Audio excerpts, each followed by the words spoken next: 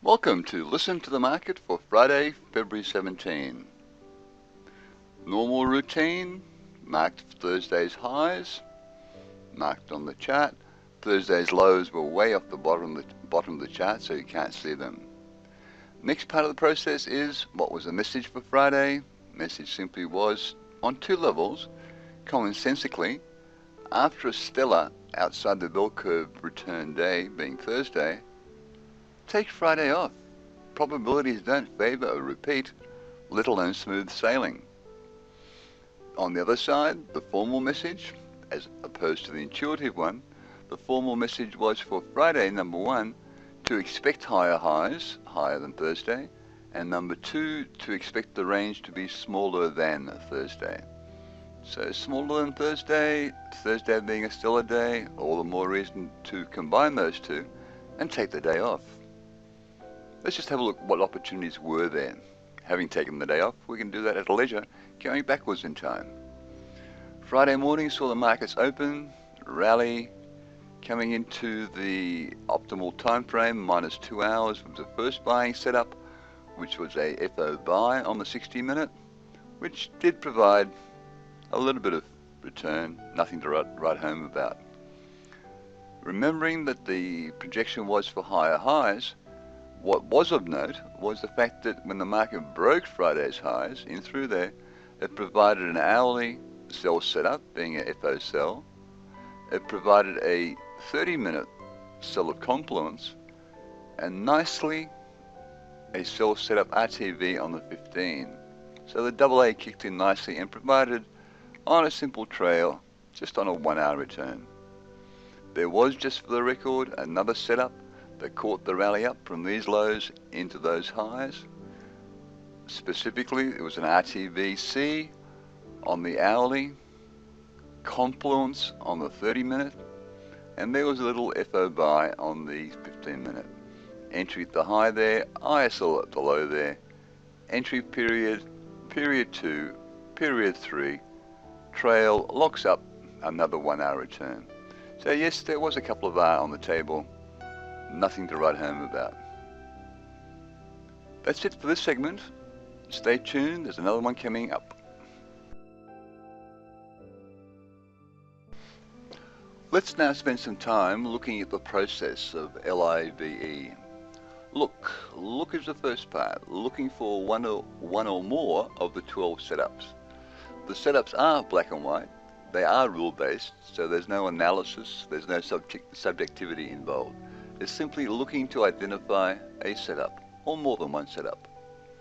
Next part is investigate. There are 5 timing tools to investigate for, or an entry mechanism. Some setups require a timing tool, hence the barrier to entry is a bit higher. Other setups simply employ an entry mechanism. Next part is verify. Verify for risk. Logically, of course, risk is the only reality in trading. If the risk is small enough, then look to proceed. Another part to verify for, of course, also is for correlation. It's very easy to exceed your risk threshold if you're trading 2 correlated markets, and that's becoming trickier and trickier today. And the final part is execute. You cross the T's, dot the I's, put the order in the market, outcome unknown. That's the process. It works. It's simple. It's straightforward. No thinking required. The business of trading is far more than simply buying and selling, far more than having entry rules and exit rules. Campaign management, also known as trade management, plays a significant role in the outcome of applying a set of rules. Between the entry and the exit rules, of course, you need some profit-taking concepts perhaps, and some add-on rules. So it's becoming more and more like a 3-dimensional or perhaps even a 4-dimensional cube. On the entry side, the entry rules, the various markets have different rules, different orders that you can place. You can place a market order, an on-stop order, a limit order, an MIT, market if touched order, or even a FOC order, fill or kill, as they do on the futures markets. On the exit side, exit rules, you've got a whole bunch of different stop losses. Your initial stop loss, a break-even stop loss, a time-based stop loss, trailing stop loss, common sense stop loss, an aggressive trailing stop loss, and even a protect R stop loss. So all these variables add up together to give you a mix and match in terms of the outcome itself. The next overlay in terms of a trading system or a trading approach is money management, and that's a complex field by itself, some of which involves things like compounding, position sizing itself, the market that you want to trade, the instrument that you want to trade, also the size of your R. Should you risk 1%? Should you risk 2%? Depends on your trading rules themselves.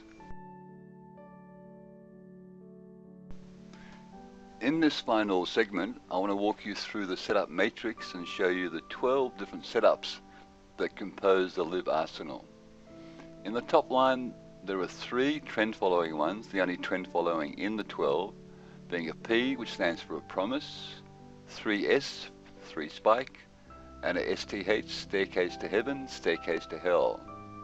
In the next line down, we have the RT and the RTV. Next line down, we have the RPW and the 3MT.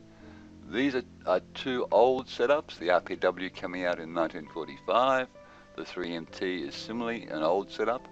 What I have done to enhance them is applied my concept of fluid movements and valid spike lows and valid spike highs. In this manner, I have made them totally black and white, and also hence rarer to find in the market.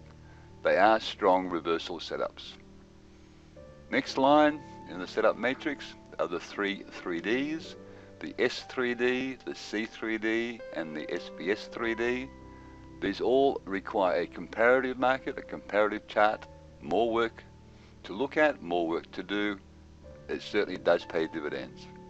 And the final line of the 12, the FO, the GO, GORB, and the IP. So that's the whole enchilada of the 12 core setups. There are a bunch of other setups which are combination setups, as well as some additional ones not within the matrix itself, not the primary ones. These are the 12 primary setups. So as I mentioned before, the top line are the only trend following, 3 out of 12, because the markets trend less than half the time. The 3MT and the RPW, major reversal ones, rare as well. Your 3Ds can be major or minor reversals, as can the bottom rung, the FO, the GO, GORB, and the IP. And of course there's little orphan Annie in the middle, the RT and the RTV, which doesn't belong in either camp, either trend following or reversal. It's in between.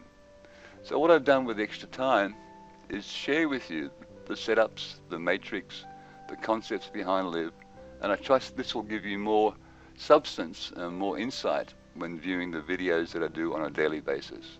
So thanks for watching, over and out, catch you next time round.